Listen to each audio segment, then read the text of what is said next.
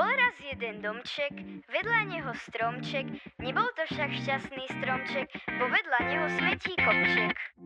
A v domčeku býval Peťko, volali ho všetci Smeťko. Kopček ďalej narastal, až sa z neho zrazu veľký kopec stal.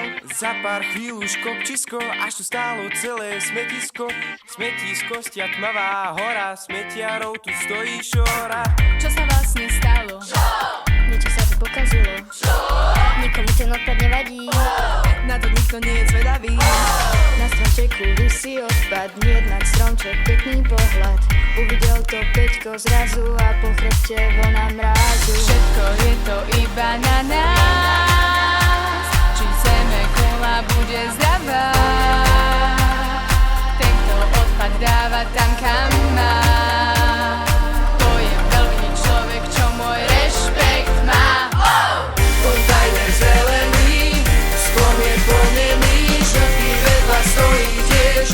Vás hodiť do ňoho bež, do modrého papier dám. Veď neberie to čas, robíme radosť nášho mesta všetkým nám.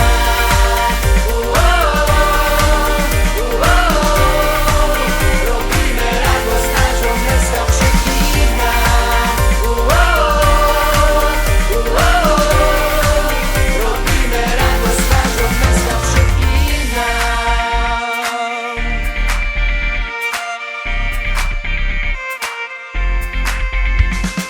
Nemôže to predsa takto byť, stromček malý pekný v strede mesta zašpiniť. Aj Petko prestal malým smetkom byť, svoju chybu si chcel veľmi rýchlo napraviť. Peťovi sa pridal Paťo, Paťovi zas kamoš Maťo. Maťovi už beží Peťa. A za Peťou letí Maťa.